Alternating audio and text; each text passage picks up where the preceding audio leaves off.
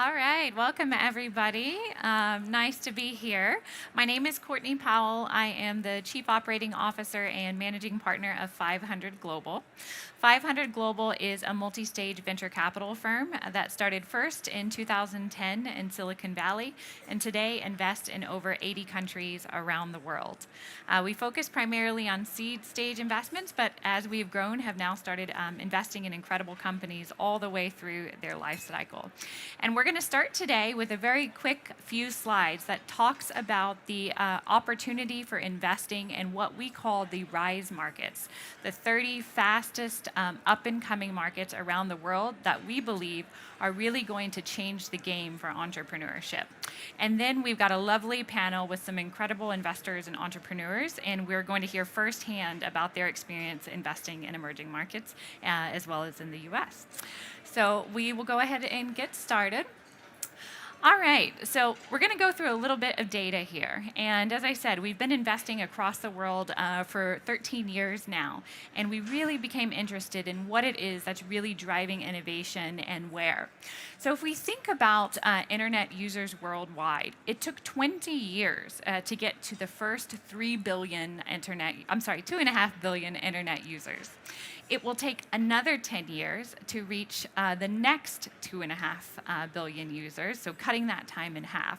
But by the time we reach 2040, that total number of internet users is going to be over 7 billion.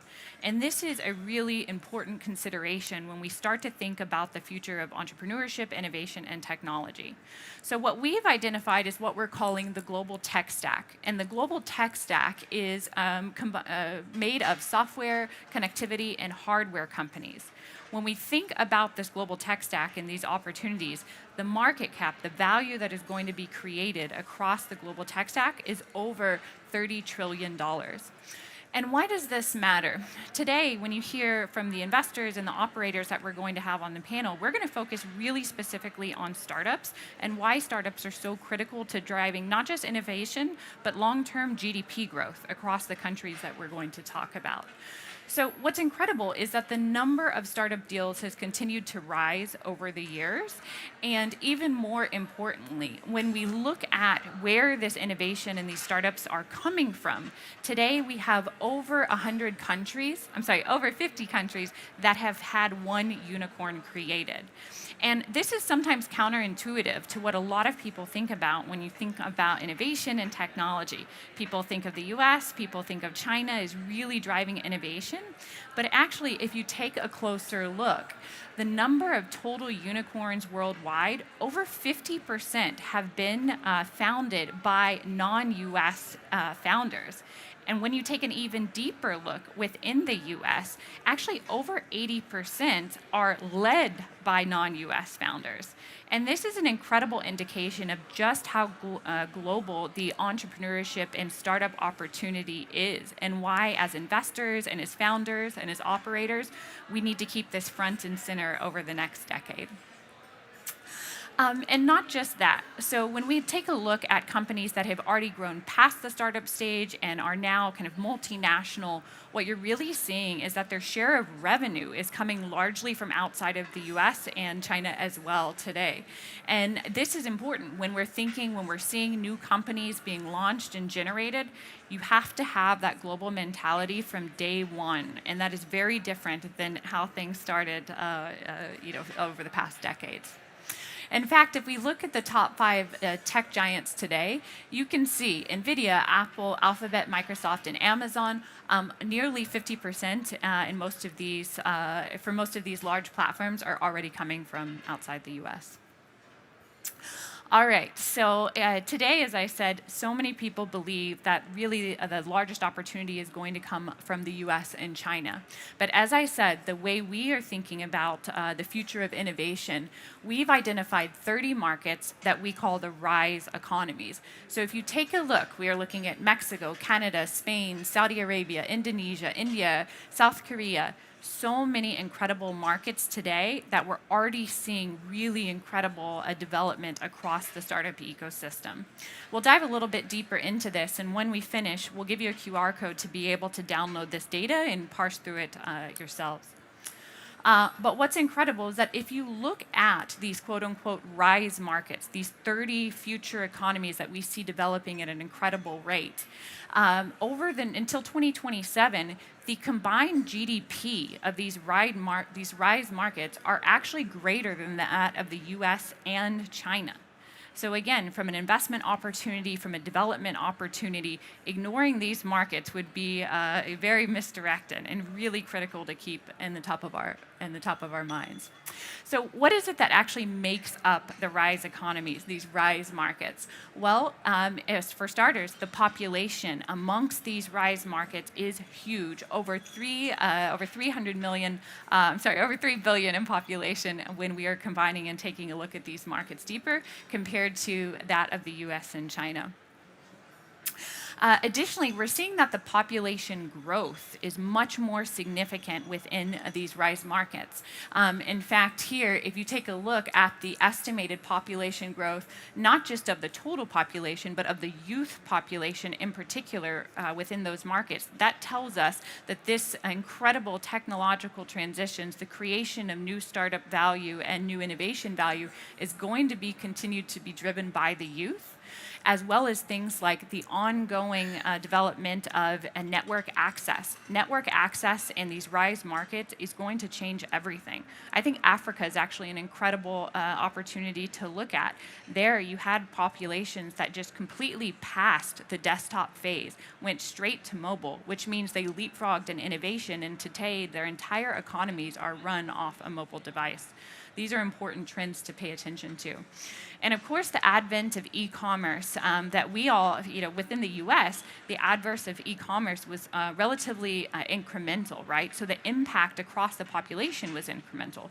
But today, people are jumping right into e-commerce, right past desktop commerce, and truly mobile and social commerce is what an entire population group, an entire youth population is now native to. And last but not least, if we think about digital payments, this is such a critical aspect of the future of innovation. Wallet access in particular in these rise economies is driving financial inclusion, it's driving innovation, and it will continue to play a really significant role as we see the future. Now, a couple of things we're going to talk about today and why I think these rise markets are so fascinating from an investment perspective. If you look at what we call venture penetration, so venture penetration is essentially the look at how much venture is being deployed per capita, right? And we compare these markets to how much venture is deployed into the US or to China, for example. We see that those levels are not on par. The opportunities existing there, but the amount of capital being deployed has not yet caught up. So from an investor perspective, that means that there's tremendous upside and you can create an incredible advantage, whether you're a startup or an investor. So we've taken a close look at this venture penetration. And the only markets that we're seeing really venture penetration, that gap being closed, is Singapore and Israel today, which means that there's 28 other markets where we're expecting the venture market itself to need to catch up, to accelerate, and to be able to take advantage of those opportunities. Going to jump forward there. So as I said, this gap is not just underpenetrated. The amount of venture capital is not just underpenetrated, but the gap in some instances is actually widening. And as we see the macro economy become more and more unstable, we would expect that this gap may unfortunately grow even more. But for the shrewd founder, the shrewd investor, that means the opportunity is that much larger. There we go. All right, so one of the things we're going to jump right into today is within these rise economies, a lot of these economies are really going to need the support of multiple stakeholders, not just venture capitalists, of course, but governments and state-owned actors who are going to come in and help to drive regulation, help to drive opportunity, help to drive funding in order to see these markets accelerate in the way that we all believe that is possible. And finally, and we're going to jump into this with some of our operators and investors and founders within this conversation, we're going to mention here three key opportunities, three key sectors that as we've developed and have been a part of developing markets around the last 13 years, that really play a key driver and should be an indicator for all of us of when a market is accelerating. So typically software, the broad category of software, is the biggest driver of innovation when one of these markets is truly coming online. But if you dive into that a little bit deeper, we actually see that e-commerce is actually typically the first market to really see $1 billion exit within an economy, within a startup ecosystem. And as I said, we're going to cut it off there so we can jump right into the conversation. But I encourage everyone, you can feel free to screenshot our QR code here. You would have full access to the data and the creation of this, the output of this report. And we encourage you to take a look, share with us, ask your questions, and hopefully you can use that too as we jump into the conversation. So thank you very much, and I'm going to now welcome our panelists.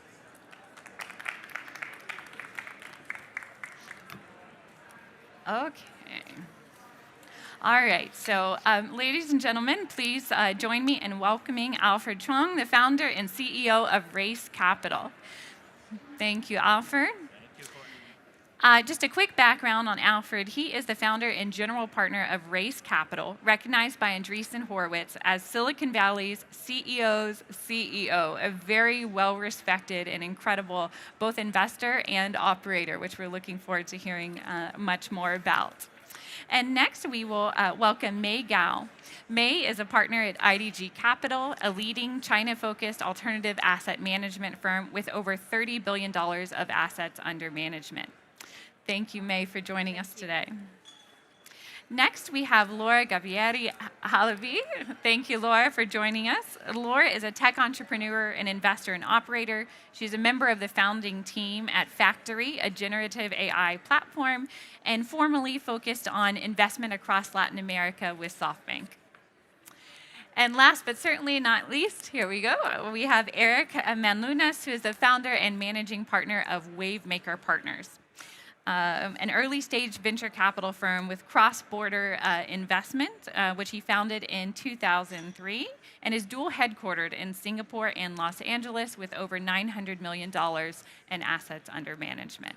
So thank you all for joining us today. We just talked a little bit about the opportunity for global cross-border investing and how that is really going to drive the future of innovation and entrepreneurship. So I'd love to hear a little bit about each one of you and whether you agree, disagree, your thoughts on this thesis and what you've seen. So we'll start with Alfred. Well, Courtney, maybe perhaps I should mention a few things given this context and especially given that I'm from the Silicon Valley. Maybe I'll talk about the US piece a little bit first and how things are evolving. So just a reality check first. This has been a very tough year. So total venture investment globally is down to $221 billion up to the end of October. And this is down from $381 million from the same period a year ago. US actually down even more. So it's a very, very tough time without doubt. Now the good news is, from my own personal experience, the best companies are founded during this kind of time.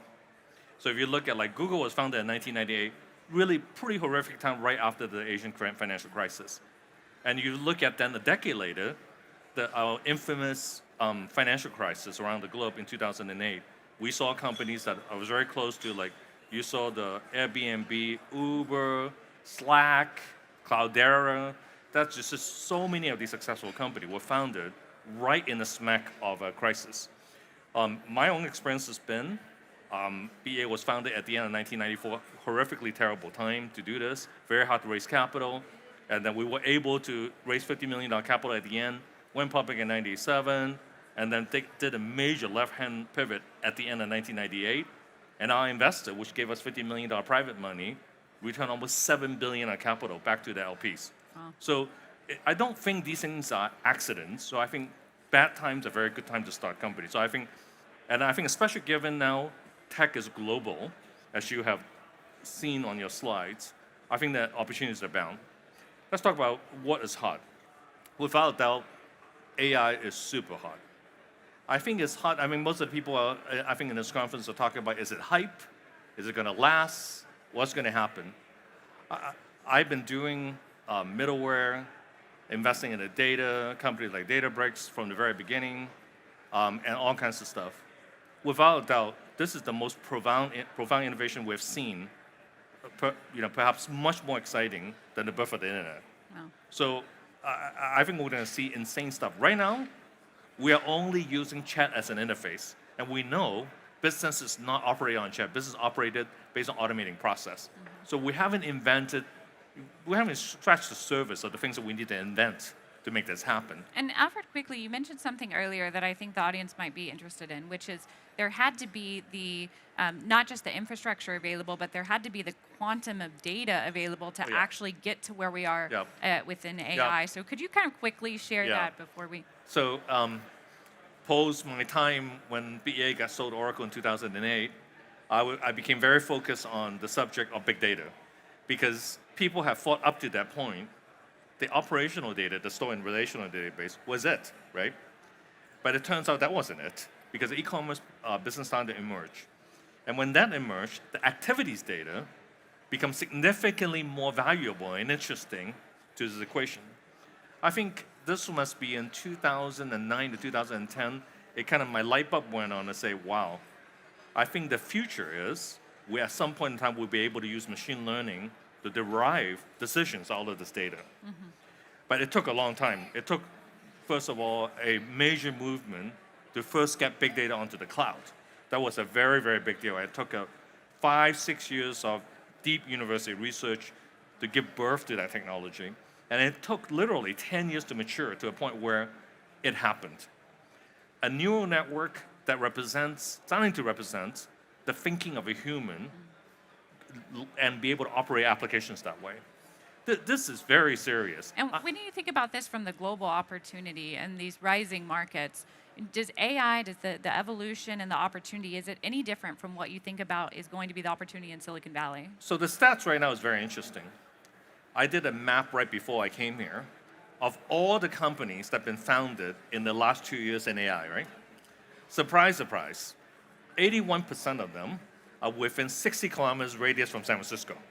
Now, this is not surprising, and I want to add to one fact. More than 80% of the people that found those companies, they're immigrants. Or may actually just travel from somewhere else, including from this country in this region, to go to San Francisco to give birth to those companies. They may not stay there. This is because that's the most convenient place to congregate the people, to share ideas, to give birth to those companies.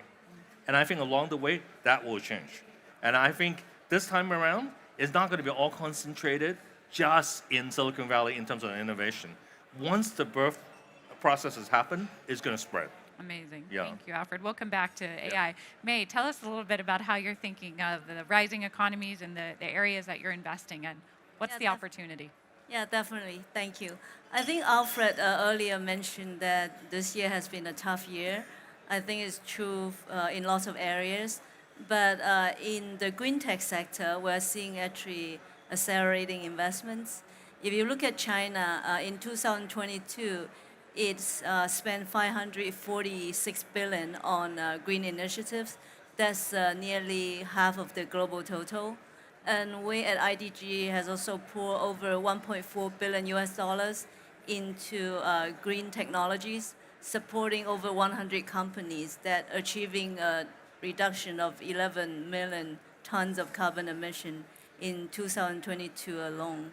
And if you look at China's journey, it's actually very interesting because it learned environmental protection lessons from the global north following rapid industrialization.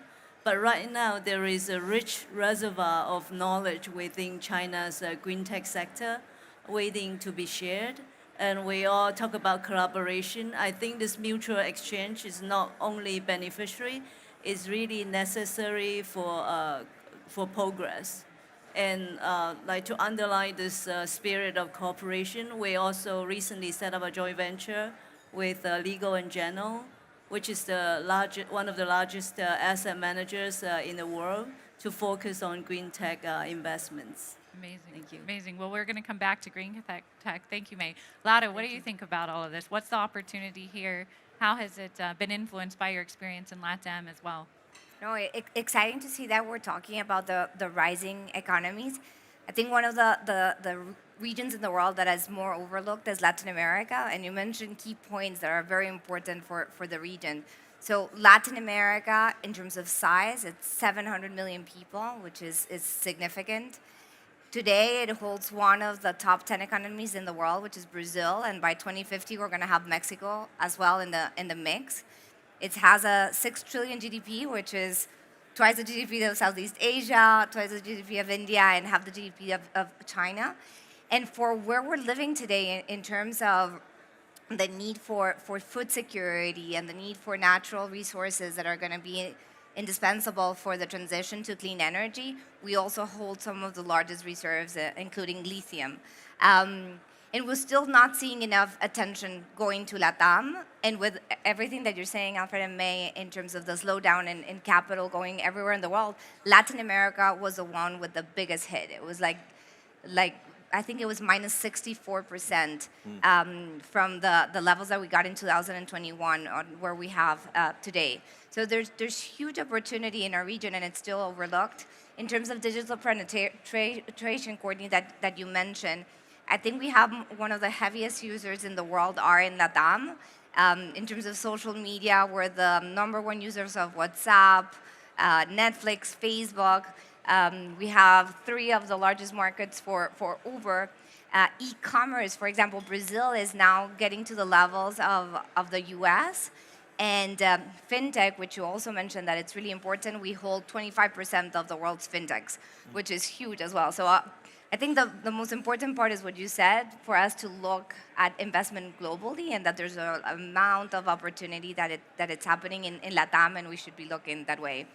And just to add one more thing, which I think it's interesting, Alfred, as well, in terms of AI, we look at AI in Latin America as an immense opportunity. Of course, it's going to most likely displace some jobs, but there's so many relevant problems still needing to be solved in Latin America that this is an amazing tool to bring more people into the economy, to solve problems in terms of education, healthcare, and a lot of things that are going to be much more difficult if we didn't have technology.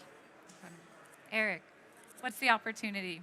Yeah, so I totally agree with what you just presented right before the panel. So Wavemaker was founded in the US in 2003, and we became cross-border around 2011 and got started in 2012. The reason we wanted to be in Southeast Asia was, first of all, I was very comfortable in Southeast Asia. I was born and raised in the Philippines, but that was not enough of a reason for us to invest there. We were looking for force multipliers, economic factors that we believe will really create a lot of tailwinds that will power this innovation economy for the next 2, 3, 4, 5 decades. And when we started investing in Southeast Asia, we saw problems that we're not seeing in the U.S. as an example. There's a lot of agricultural related problems. There's a lot of HR related problems. There's procurement issues with SMEs that were not necessarily that prevalent in the U.S. So that excited us. And when we were looking for these economic multipliers, we thought that the demographic dividend was going to really power this run. We looked at the infrastructure and housing backlog as positives. They're not necessarily obvious for startups, but these are the types of economic multipliers that really create a lot of tailwinds going forward. And let's face it, the fiscal situation in a lot of the governments in Southeast Asia are a lot more stable than the rest of the developed markets. So that created a lot of stability for sure last 10 years, and will create a lot of stability in the next 10 to 20 years. And most importantly, the rapidly growing consumer class or middle class cannot be ignored. And this is where the consumption will come. So we were very bullish, and I think the last 11 years we've proven that it was the right time to enter there. When we first got into Southeast Asia, primarily out of Singapore, it was night and day compared to what it is today. So totally agree with the report. Kudos to the report. I'm glad you guys did that. It sounds like a lot of hard work, but I'm glad it's out there. I'm curious too, just as a global investor. I know we have some founders in the audience here. What is it? Do you ever see a difference in founders market to market? Yes, but the common denominator is the grit and resilience are there. These are hungry folks that really are determined to solve specific problems they've identified. There's that missionary and mercenary classification, but I'm fairly agnostic when it comes to those. There's always, they're keeping their eyes on the prize in terms of what their ultimate goals are. But yeah, there's definitely differences. But the grit, the energy, and the hunger are all common denominators of entrepreneurs we see all over Southeast Asia and guys that we meet in the U.S. Amazing. Alfred, coming back to something you said earlier about the opportunity for AI now no longer to be so concentrated within Silicon Valley, what do you think it will take for the rise economies around the world to be able to invite that innovation, to see that innovation in AI thrive? So one of the very critical thing to think about is, like, I'll give you an example. You know that Google was the 20th search engine. They weren't the first. So the internet was already invented 4 or 5 years into this process when Google showed up in the picture. So most of the people don't know. They think, well, they were there from day one. They dominated the world. That's it. We only Google everything in our life. It wasn't the case. So they earned their way into the process. Now, we're in a very, very interesting time of the world now. We hardly, as a firm, invest outside the U.S., but I have some. Like we invested in a company that was based in Hong Kong back in 2000, called GoodNotes. They are really rocking and rolling. They added AI. They were started as a notes-taking application on an iPad. That's all they had. Racked up more users than YouTube and Netflix combined on it. Wow. And then now pivoted to become a full-blown collaboration application.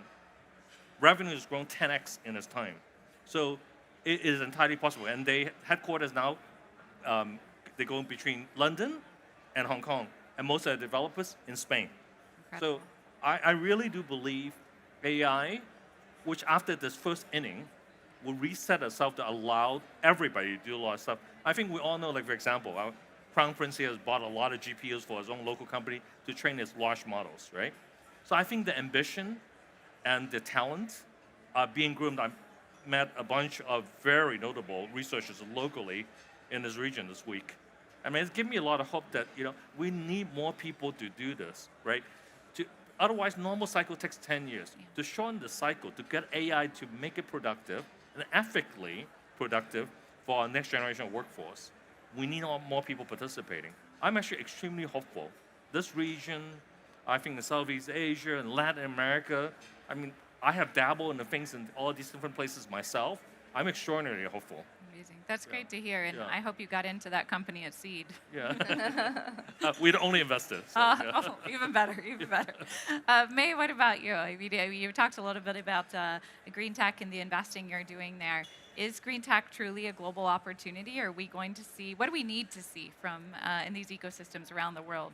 Yeah, absolutely. We do think it's a global opportunity. So we at IDG, our goal is to support our entrepreneurs. So we were the first investors in Baidu and Tencent, and we grew with our entrepreneurs over the years, and we go wherever they go. And increasingly, we're seeing our entrepreneurs are seeing opportunities in all the regions you have talked about, like Southeast Asia, LATAM. We saw lots of our entrepreneurs set up factories in Vietnam, in Mexico, right? And especially in the green tech area, I mean, just look at this region. There is a huge solar plant. It's built by a consortium led by Saudi Arabia and China. And by the time it's finished, it's going to have 2.9 gigawatt of capacity. So this is really a testament to our host's commitment to renewable, but also the power of collaboration. Wow. That's a very significant investment, because as I understand it, that would be roughly 10% of the available power that exists today that's usable to support. Yeah, absolutely. So, Yeah, wow. on top of it. Laura, I think we have a shared portfolio company from your time at SoftBank, Kavak. And I'm curious, could you share the story just in terms of how they're thinking about moving from one region to another? Yeah, and there was one more thing that I wanted to add about LATAM in terms of the type of entrepreneurs that we have, which Eric mentioned. Of course, the resilience is there, but I think one of the key things that mention about emerging market entrepreneurs in general is that they know how to navigate tough times. It's not the first time that they're having to innovate in an environment with extremely high interest rates. That's the norm in countries like ours. There's a norm that it's not the first time that they have to navigate geopolitical instability. No, we live with that in all of our countries. So I think that makes Latin American entrepreneurs even more special and the opportunity even bigger. And not only Kavak, but we have companies, for example, like Gympass, that are from Latin American entrepreneurs that are born and raised in Latin America, but that are playing a global role. Kavak is already in several countries outside Latin America. Gympass, for example, is already in 11 countries beyond Brazil, making it completely a global country, a global company. And we used to think that Latin American companies would just stay in LATAM. And now we can see that the talent is there, the technology is there, and that they are able to actually be completely global, which is amazing. Yeah, no, that's incredible. Eric, and just aside from AI, as a global investor, what is it that excites you right now? Well, we favor a lot of automation, data, and intelligence platforms. So we've been your boring enterprise software investor for the last 20 plus years. And so we continue to be excited with a lot of the processes that will be automated. Data becoming more and more now. I saw some stat that it exponentially grow leaps and bounds for the next 10, 20, 30 years. So there's going to be a lot more of these platforms to play with. And so, yeah, so automation, data, and intelligence platforms continue to be something that we get excited about. There's a lot of problems in Southeast Asia that could be automated. We're big fans of these things because automation leads to a lot of productivity, data leads to a lot of insights, and intelligence platforms really lead to these breakthroughs that can create global companies out of anywhere in the world, especially in overlooked regions like LATAM or Southeast Asia. So we get excited with probably one of the most boring segments out there, but that's who we are. Amazing. Maybe one last question, and then we'll open it up to the audience. As investors, what do you think? Do you think AI will have an impact on how we invest? It certainly will. I think most firms, I mean, as I hear in the audience here, whether it's green tech or it's specific geo sectors or it's boring enterprise software in Southeast Asia, data means a lot, right? So we love your report because we're data people, right, by default. So having the ability to have intelligence that coming out of the data is one of the most crucial things, because to be able to find out whether this trend is real, whether this company in this sector is going to happen based on prior success and relatable kind of industry is crucial stuff. I'm going to imagine 20-30% of our business will be driven by AI ourselves, and I'm already seeing a lot of it. Our associates, our engineers are using AI to do stuff, and then we're astonished by the report they can produce in such a short period of time. Amazing. Due diligence we could do that we otherwise wouldn't be able to find out. Yeah. I agree with Alfred. I run the special interest group for Kaufman on AI, and you have all of the investors there trying to understand how to use the tools. Of course, how to use internally to run their firms so that it can be with less people. How to make sure that their time now is spent in much more interesting things. Not only their time, but their VP's time, their associates' time is used on much more relevant things. How they analyze companies. So one thing is, of course, there's a million new companies in terms of AI that are rising. But the other thing is, how are the either incumbents or the new companies that are not going to be core AI using AI to scale their teams, to manage their internal businesses? And I think it also makes it very different on how you have to do due diligence. You have to analyze every new company or every growth investment from now on. If these companies are not thinking on how are they going to make their processes more efficient, internally, in addition to independent of their product, is not going to be enough to compete in this new world. Yeah.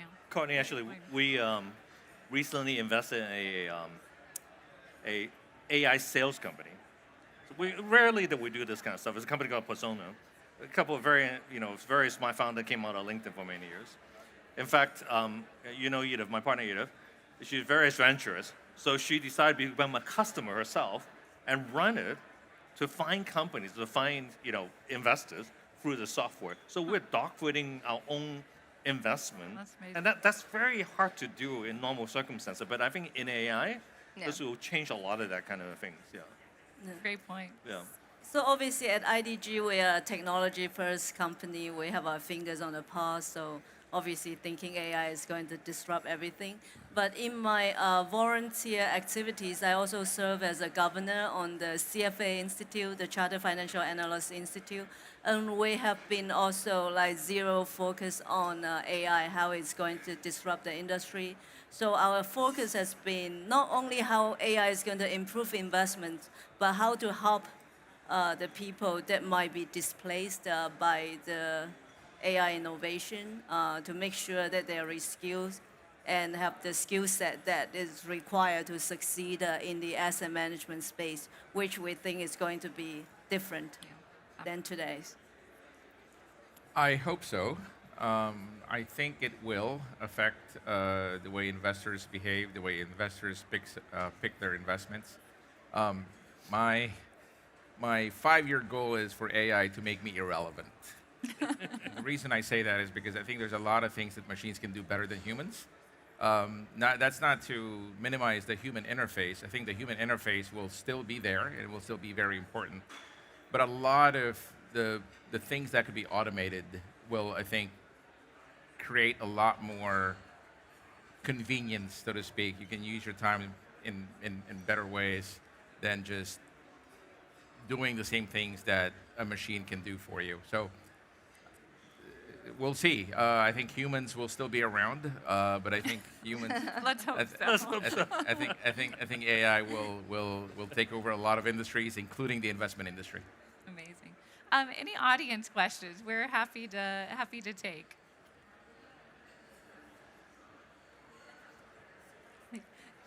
Come up and then, since I don't have a mic, and you can ask me a question. Well, So emerging markets.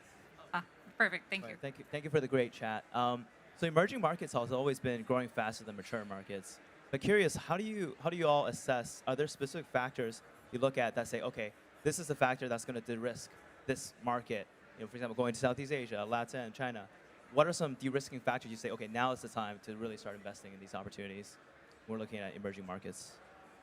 I'm happy to maybe pick this one up and then share with the group. But from 500's perspective, as I said, we're investing in over 80 countries. And because we were investing globally from day one, we had to really develop a framework, as you said, for how to de-risk and how to hedge, the bets that we were making. I would say one of the very significant drivers is the government stability, right? You have to have the infrastructure, the stability, the regulatory predictability in a market.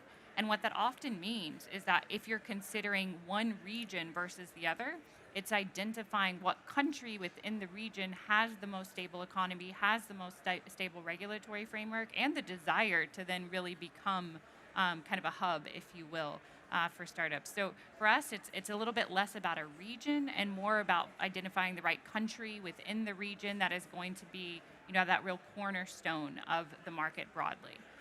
So that's one big consideration, as well as what we talked about earlier on, kind of youth, cell phone penetration, et cetera. And then I would say finally, just technical talent. The raw engineers, number of engineers that are graduating every year, very, very significant to the outcomes of markets and others. Yeah. So when we were raising our first few funds in Southeast Asia, we get asked a lot about that question. And to me, the word de-risk is really just code for how do we exit these things, right? So let's face it. I mean, investors like liquidity at the end of the day. And the way we approached it is, somebody asked us, how do you make a company valuable? Which I thought was a silly question, because a valuable company means you build a real business, not a lot of the hype, not raising a gazillion dollars in multiple rounds does not make any company great, or certainly not make any company successful. They now have the tools to try to be successful, but that in itself is not what makes them successful. So I think the last 11, 12 years, what's been proven is the way you de-risk it is by just really attacking the problems head on, building the solutions that really is designed to solve for that problem, and eventually getting all the customers to use it. And then once you do that, you will have a very valuable company, and buyers from developed markets such as Europe and North America will come, as they have proven the last dozen or so years. So I think over time it will de-risk itself, but markets like Latin America, Southeast Asia, there are a lot of problems that could be solved there. And I think the right solution, attacking the right problem, will naturally de-risk any financial investment. I agree. I think adding to that, given the outlook for 2024 is likely to be very similar to 2023, that means money is going to be tight for funding any stage in tech companies. This is kind of my view. That only really, like, so far, we've seen two countries where, like China and the US, where you can build technology and it can be fully consumed locally. So it has a unique advantage, right? So you never have to really worry about getting product market fit, and you go to market beyond your existing, knowledgeable market itself. Now, I was recently in Singapore for a couple of weeks, and there's a lot of very interesting and exciting things going on in Singapore. But then the addressable market clearly would be, the immediate addressable market would be Southeast Asia. So I think what this compression has done is the thinking of starting a company to the time you have to think about product market fit is extremely short. You don't have time to dilly-dallying around and creating very exciting thing, raise a bunch of money and see what happens. You kind of have to start thinking about, revenue. How much in revenue to be able to raise the next round. So once you have product market fit, now you have to go to market, right? It's very painful. This is a very painful process. As an entrepreneur, I think I suffer from that the most psychologically, and you have to endure people not making the number. So I would say that would be the most interesting thing for a company that in an emerging market is, where would you go to market? You kind of have to think through that very much upfront, now more than ever. Yeah. And Yeah, to so- add on that point, sorry. Sorry, go ahead. And to add on that point, that's another great advantage that Latin America has. So one is it's only like two languages. All of has Spanish-speaking LATAM and then Brazil. So you can have one language to actually conquer all of Latin America, which is big. We are very different, and of course, there's different regulation per country, but culturally very similar. You kind of understand a lot of what's going on, and businesses that are not highly regulated, so other than, like, let's say healthcare and finance, the models are really transportable to another country. So that expansion part, it's really key, and it's easier in Latin America than in other parts of the world. So from IDG's perspective, I like to answer this question from a different angle. So rather than just focus on the opportunities, risks involved in the particular country, we like to look at what we can bring to the table, right? So most of the cross-border transactions we have done is because we have the know-how to bring to the country. So we talk about green energy in Southeast Asia, in Latin America. Our companies have the know-how. And lots of cases is that we can help to bring the company to penetrate the Chinese market. So both ways, we hope to bring our value add, and in this way, we think we naturally reduce the risk. I think we have time for one more quick question.